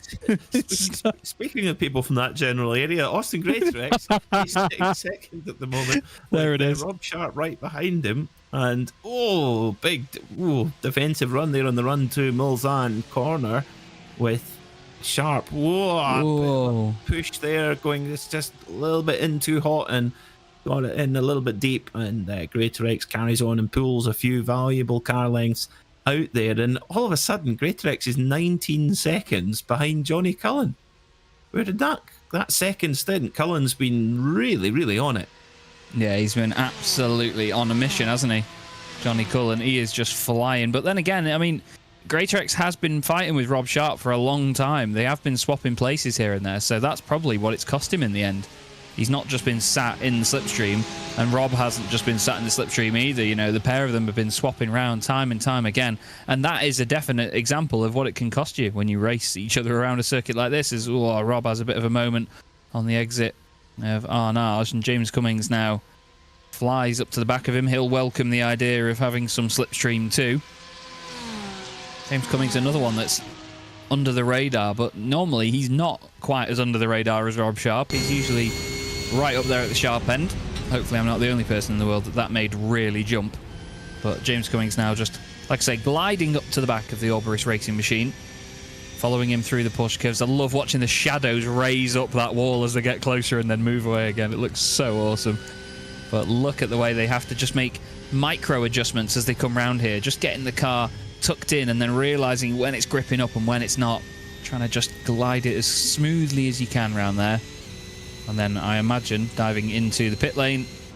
Scary pit entry here, especially if you're following another car as well, because it's so easy to get it wrong. Left, then right again, over the curb, then there's a bit of a crest, then you slam on for the pit lane speed limit, and then you hit the back of the car in front. Yeah, indeed. Smack. Luckily, Rob Sharp has a fast repair, and hopefully he hasn't already used it. Otherwise, the back end of that car is going to feel awful after having a colour. Would that have bumped Sharp, as in sped up his car above the speed limit? Let's hope not. Let's hope not. That was clumsy from James Cummings. It really was. It's a very tricky pit entrance, it must be said, but yeah, that you've got to leave a bit of room. That was clumsy. We'll only know when they, depending on how long they stay in the pit box. Greatrex, he's off. They both go, so that's good. So there are no penalties there, so it's as they were. But Cummings does jump Rob Sharp in the pit stops, and I think Rob Sharp will be a little bit perturbed about that. Just a slight bit, yes. That would be a bit of a frustrating scenario for him. But I suppose Rob's a very level-headed bloke. He's a very lovely guy, so he'll know that sometimes it's just part of racing. People make mistakes. He's just going to want to get back past James Cummings as quickly as possible now to prove the point. We've got cars in the pit lane. Clark, Goffin, Penny, Fletcher, Jones. There's Ryan Penny, AM-class championship leader. Intrigued to see where he comes out with Drew Fletcher. There goes Drew. It'd be a great return to the championship for Drew if he gets a class victory out of this. He'll be over the moon with that. 10th in the championship coming here. Ryan Penny didn't seem as far behind him there, actually. Looked like he maybe gained a little bit in that pit stop. We go back here to Sharp and Cummings together on the circuit. Flying down, just listen. Even the virtual sound of these cars is enough to just sort of make you tense your face up a little bit. It's just naughty. Naughty noises. Yeah, it's a bigger engine than the previous model. 4.2 litre flat six in the back of these Porsche 992 GT3Rs. Fantastic motor.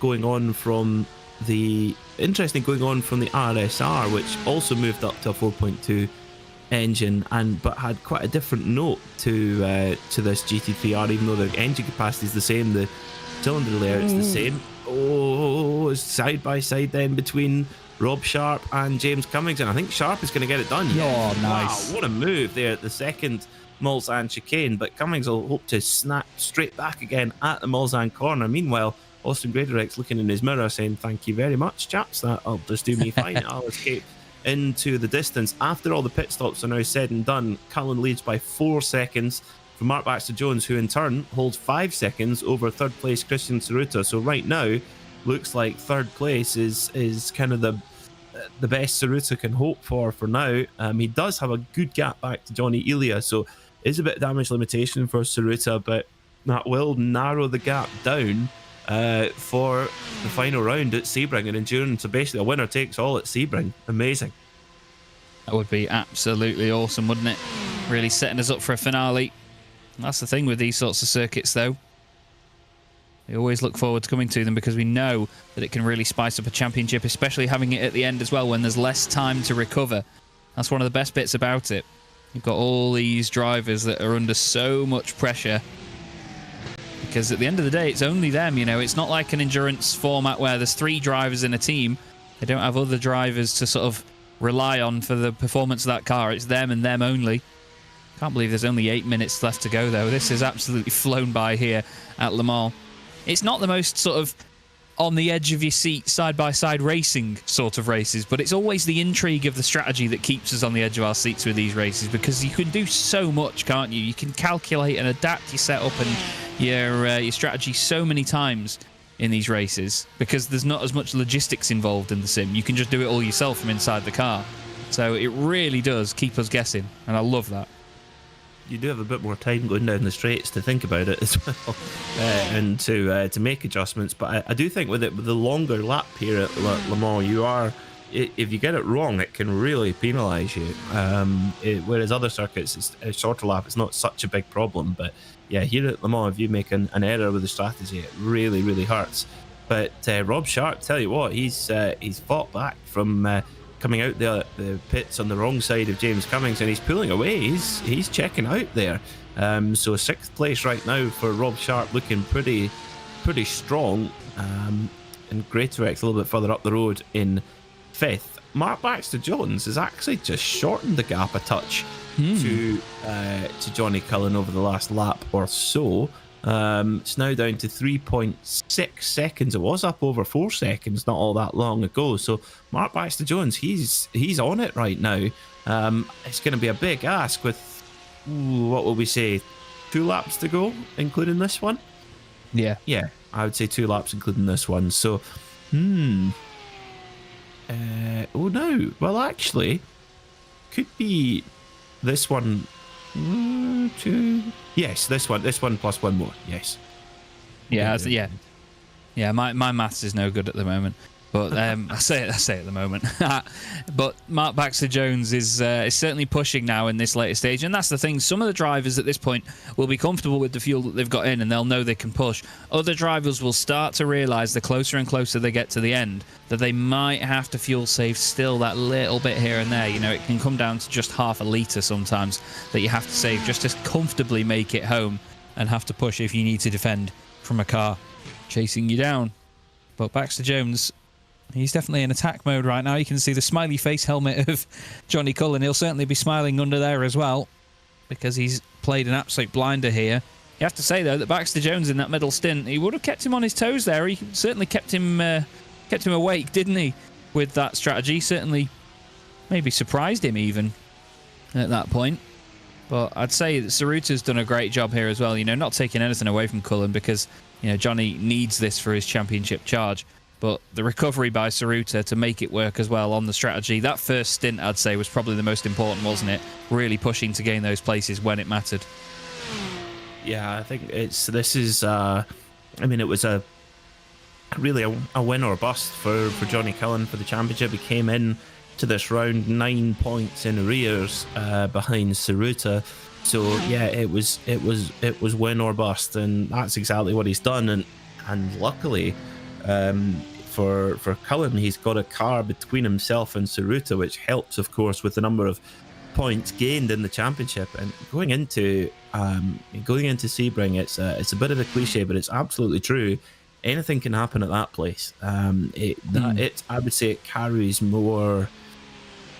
It carries more driving peril and more driving challenge. Not that Le Mans is unchallenging, quite the opposite. But Sebring is Sebring, you can really get it wrong quite quickly. If you just clip a curb the wrong way or a bump the wrong way, and it's all of a sudden you're done. And that opening section as well on the opening lap can get really, really tangled up. So yeah, it's going to be an exciting conclusion to the season of the Porsche Club of Great Britain Sim Racing Championship, and we'll have all the action for you here on RaceSpotTV, same time next week, 8 p.m. UK time. We go live, and it'll be myself, Peter Mackay, and Chaz Draycott taking you through that season finale. Cullen versus Tsuruta. It's going to be fantastic. Cullen, he's the man trying to get his name on the trophy. Tsuruta, the defending champion, and Cullen's the man on the chase, and he's, well,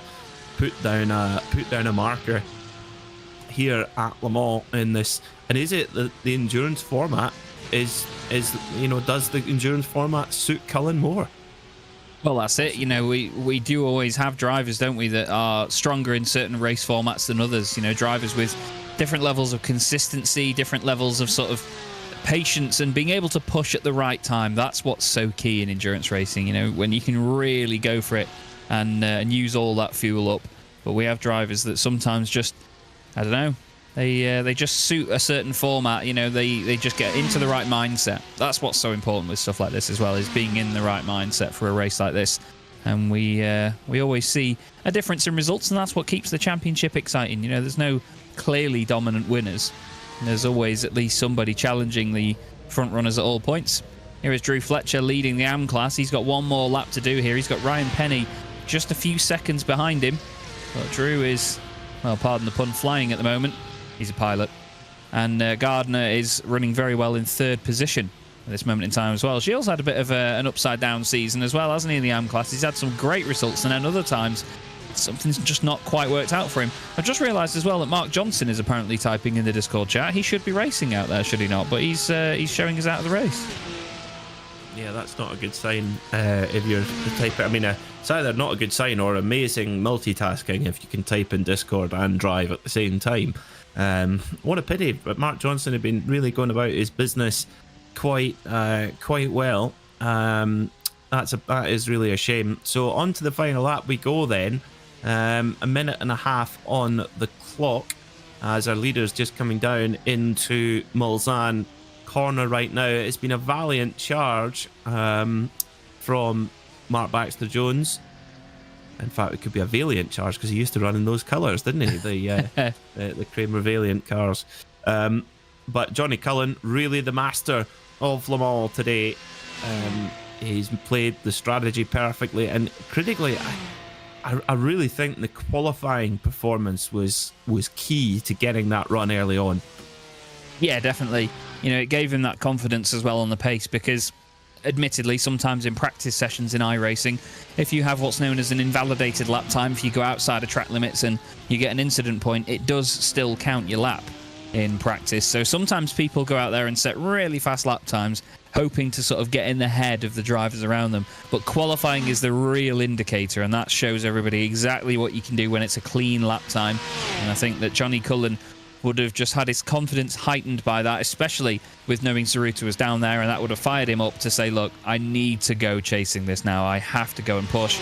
And it's been an almost perfect performance by him, really. It's been really, really solid here for Johnny Cullen. Exactly what he needs for his championship charge, Peter. And he's going to go to Sebring with a big smile on his face as he closes up that championship gap. Yeah, it's all confidence and momentum. That is what Johnny Cullen has brought to the table here in this fascinating championship battle here in the Porsche Club of Great Britain Sim Racing Championship. The 666, devilishly good here at Le Mans, takes the checker flag to win and stake his claim in that championship chase. Second place, what a drive from Mark Baxter Jones. Great to have him back at the front of the field in the Porsche Club of Great Britain. Superb drive from him. And Christian Tsuruta, well, damage limitation, you could say, after qualifying on the fourth row of the grid. A podium for him. Austin Greatorex is going to come home in fourth. He just took that. Of Johnny Elia, just. Yeah, he just took that position at the end there, Peter. He literally took it in the dying moments from Johnny Elia. They swapped round just a corner or so from the end, look. Johnny's overdone it. I think he's had a slowdown penalty, and Austin just sneaks through down the inside. Devastating stuff. Oh, what a shame for Johnny. We know his mum Anne will be watching, and just what a pity, a slowdown penalty at the last sector, not even the last lap, the last sector. What a shame there for Johnny Elia. But what a drive this has been. We've hardly mentioned him because, well, he's been flawless. It's been such a perfect delivery to a win in the AM class. Car number 26, Drew Fletcher, coming into the final section now. He's got a 4-second gap over Ryan Penny, the championship leader in AM. It's going to be a class win for Drew Fletcher. Fantastic stuff from him. Well done. And Ryan Penny, well, that is how championships are won.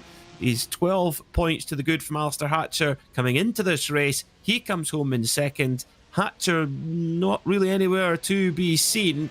So Ryan Penny has got, well, 9 fingers on that AM championship title. He does indeed. I mean, Ryan, hats off to him. He drove a great race despite even having the incident earlier on with Oliver Carwadine. He had a great fight with Fausto Pinto as well. It wasn't a straightforward race for Ryan Penny, and he still managed to get some good points out of it. There's the 247 machine, Stephen Kershaw, one of the series admins, across the line. He completes his race. He had another busy one as well in that. Plenty of people to battle with, but yeah, Johnny Cullen, absolutely flawless at the front end of the order. Awesome to have Mark Baxter-Jones back up there as well, and great damage limitation tonight by Christian Saruta. Drew Fletcher a win in the AM class. They'll be over the moon with that. Some really feel-good stories there, but also we have a really lovely setup for the finale at Sebring in just a week's time as well. It's the only time this season where we have back-to-back race meetings, and it's at the most important point of the season as well, right at the end. It is, and of course with the festive period coming up, do you go out to the family Christmas lunch, or do you get practicing for Sebring? What a conundrum. What a conundrum. Johnny Cullen then your winner by 3.6 seconds from Mark Baxter-Jones. Just so good to see Mark Baxter-Jones fighting up at the front there as well, but what a drive from Johnny Cullen. Christian Saruta, he never gives up, does he? Gets from 7th on the grid up to 3rd on the podium and limits the damage. Austin Greatrex coming home and yet again a solid finish in 4th. Johnny Elia just missing out at the last possible corner in 5th place. Rob Sharp managed to get the better of James Cummings for 6th. Byron Crawford came home in 8th. Then it was Stuart Clark and Paul Goffin who'd run from Paul to round out the top 10. Drew Fletcher, your winner in AM, in 11th overall from Ryan Penny and Gilles Gardner. Then Fausto Pinto in 14th, followed by Stephen Kershaw. Danny Jones, quiet night for Danny Jones in the Haribo car. Alistair Hatcher 4th in AM, dropped points to his championship, the championship leader in AM, Ryan Penny. Kim Such, a big shunt in the opening lap of the race, but still managed to get the car home on the lead lap in 18th. Andrew Soper was 19th, and Alex Owen came home in 20th. In the last few, Christopher Hart and Mark Johnson not making it home in the lead lap. Mark Johnson having a technical failure on the last lap. What a pity. And Oliver Carwadine having to retire with, well, earlier on in the race after lap 5. So, what a race that was. How interesting stuff there. What a drive from Johnny Cullen, and our race winner is down with our very own Chaz Draycott. Johnny, welcome to the booth, mate. You needed a good night tonight, and it doesn't get much better than that, mate. That was pretty ideal. Well, I was debating fuel strategies, and then I just thought, nah, gonna go for it. Can't be bothered. and then people were going in early, and people were coming out of the pits early, and I was like, oh god, we're gonna. It's gonna be like last season where Austin just caught up with me in the pits, but came out of the pits and it seemed to be okay. I have to watch back, see what happened, but I guess Mark Baxter-Jones got caught up with something or a slowdown, because he was really all over me all race. That was impressive stuff. He pitted quite early, actually. It seemed like he and the 11/10 boys all had a set plan of when they were going to pit, so they stuck to their guns on that. But we were wondering whether you were sort of caught out by the fact that he was ahead of you and Christian after the first stint or not, or whether you just knew that was going to happen and you could just deal with it. I had no idea. Well, they're the best races when you can come back from that, though, aren't they? When he went in early, I was kind of and then Christian came out of pits early, I kind of mentally worked out what I thought they were doing, and I was like, oh, big brains. That's what I should have done. But yeah, it seemed to pan out okay in the end. I think my main strategy was just go flat out, don't get any slowdowns, don't get caught out speeding in the pits or anything like that. Keep it clean, because it's so difficult to keep it clean. If you manage to keep it clean, I think you're gonna do well on this track. So. Well, I suppose at this point in the championship, there's no other option really for you, is there? At the end of the day, you could have, taken it really easy around there tonight and tried to play the strategy game. And if it hadn't worked out, you'd have come away just thinking what might have been if it would have affected your championship. So it was definitely the right approach for where you're at. Speaking of where you're at, though, obviously only a week now until the finale at Sebring. How are you feeling towards that? You ready? No. 1 week, Christmas parties, wrapping up for the Christmas holidays. It's gonna be tough. But I quite like Sebring. I enjoy it, but last time Christian was significantly faster, so that's bearing in the back of my mind. Well, maybe if you go to enough Christmas parties, some of the drinks can get rid of that idea, and you can get rid of that anyway. But we'll have to wait and see, Johnny. But I'll do my best. I'm sure, mate. I'm sure. It's been an absolute pleasure, though, again, Johnny. Well done on a fantastic win, and we really look forward to seeing how you get on at Sebring. Have a good one. Thanks, Chaz. Thanks, Peter. Cheers. There you go, then, Johnny Cullen. Well, clearly a happy bloke after that one, and why wouldn't he be, Peter? That was a cracking result. Well, he certainly was a cheery chappy today, yeah, rightly so, as you say, Chaz. But I think he might be rivalled by our AM class winner, Drew Fletcher, who joins us now. Chaz, over to you. Well, Drew, I mean, full disclosure to everybody, we've already exchanged Discord messages of how pleased we are that the fact you finally won a race in the class. You must be beaming, Drew, because, I mean, it wasn't the easiest of races to do that on, but what a place to do it, eh? Yeah, absolutely over the moon. It just goes to show zero practice is better for me. You're joking? There was no practice before that? No, there was a little bit, but not as much as before. But yeah, it went well. You can say that again, but the best thing about it was that it wasn't just a clean, straightforward drive at the front of the pack, was it? There was still some battling going on. You still have to think about strategies, even when you're not necessarily right up with somebody all the time. You have to always consider when people might be pitting and whether you need to overcome something around a track like this, don't you? Yeah, I mean, at the start, I was quite happy with the move that got me kind of that mid-pack, and then I think it was Stuart. I was trying to stay behind for a bit, but then he's just too quick for me. And then I did struggle kind of that middle part of the race, where just trying to chase a delta, I'm rubbish at that. I either need someone in front of me or someone really behind me to kind of push on. So I was watching that delta with the others chasing behind. They were changing a little bit, but yeah. It worked out in the end, and then I think Ryan probably had to slow down on that very last lap, so that took the pressure off. Well, absolutely, and at the end of the day, with having a few absences so far this season, you're not right in the championship hunt, but still getting the points on the board and climbing up through that top 10. Are you hoping to do the same again at Sebring? Are you confident going there? Confident, I wouldn't say, but I definitely will be trying my absolute best. I've missed a few rounds due to some personal stuff, and I just absolutely love it, and I really enjoy my Wednesday nights with everybody. So for me, it's a lot of fun, but of course, I'm trying to finish as high as possible. Absolutely, it's always the aim, mate. Well, it's been great to see you once again. Very well done on that race victory, and we'll hopefully see you again at Sebring. And if I could add one question, Drew, have you been pulling any pork this week? I wondered if that had come. I never thought I'd be in here to answer that, but no. The pork has been left alone for a few days, mate. But there's always tomorrow. Well, that's. Now we know. Now we know. Good Lord. Thank you. Good Lord. We'll see you soon, yeah, Drew. Have a good one. Cheers, guys. Thank you very much. Well, I knew if I wasn't going to do it, Peter.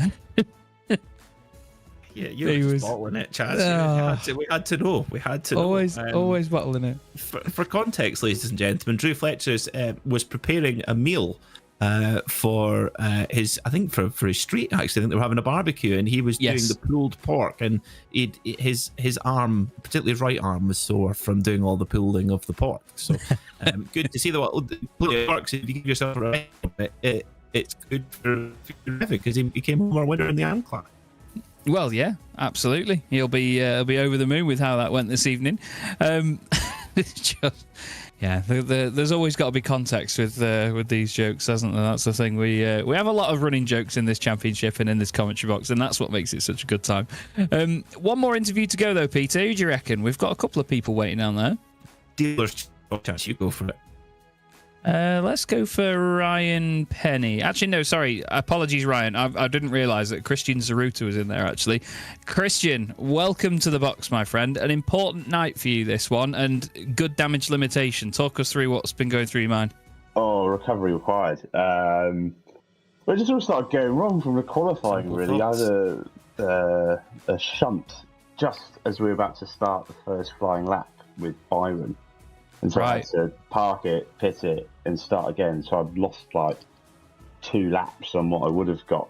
And actually what happened, because the lap is so long, as the fuel drops down, the laps get quicker and quicker and quicker. You don't set the fastest one in the first or second one. The fourth lap is the quickest. So I just couldn't get near, and I was by myself. I didn't have any slipstream or anything, so I just couldn't get near. And I made a couple of mistakes. It wasn't a great lap either. So I was like, oh, God, here we go. So all I had to do, I was like, if I finish second, then Johnny can't win by skill alone next week. But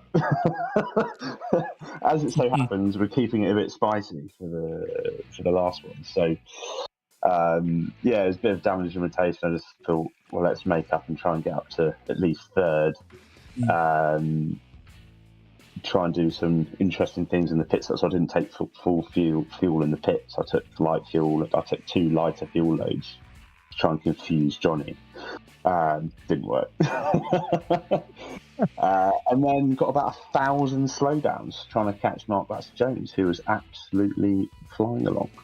Well, we did wonder, because we noticed that you dropped off a little bit, and then we did sort of wonder whether there were any slowdowns sort of behind the scenes when we weren't watching. Yeah. So it was very much 1 step forward, 2 steps back. Right. Every time I'd like catch a little bit and then get a slowdown. But you know, I still got a 2-point lead. I think that doesn't mean anything now. I think it's just I got to beat Johnny. But yeah, certainly keep it interesting for the last round. Let's hope I don't do what I did last time round, just spin it on the first lap and really throw it all away immediately. But see how we go. Well, absolutely, Christian, and yeah, your services to entertainment will never be doubted. You guys have definitely kept it spicy right to the end for Peter and I once more. What do you make of Sebring, though? Because, you know, I'll induce some fighting talk here, but Johnny said that what sticks in his head is that last time you were a lot quicker than him at Sebring. So, do you feel like you could be the one on pace to beat? I just don't know. I kind of feel like the edge that Johnny has, or the edge that I've had this whole way through, is just so track dependent. One track, he'll just glue the track, and I'll be like, Christ, I can't get near that. And then the next track, I feel like, okay, I've got the measure of him here. So obviously the car's different to last year. I think we're a bit closer in these cars than we were in the RSR, but yeah, don't know. We'll have to see. I'll have to put some laps in to make sure. I'm sure Johnny will be doing the same. Well, that's it. It's there's certainly a lot of testing to be done now, but with only 1 week between the 2 races as well, does that make much of a difference to you drivers? I think I probably prefer that, because you kind of go down that thing of doing some laps and you go, oh, I'll do a few more, see if I can get a bit quicker. I'll do a few more and see if I get a bit quicker. I'll do a few more, and then you start going backwards.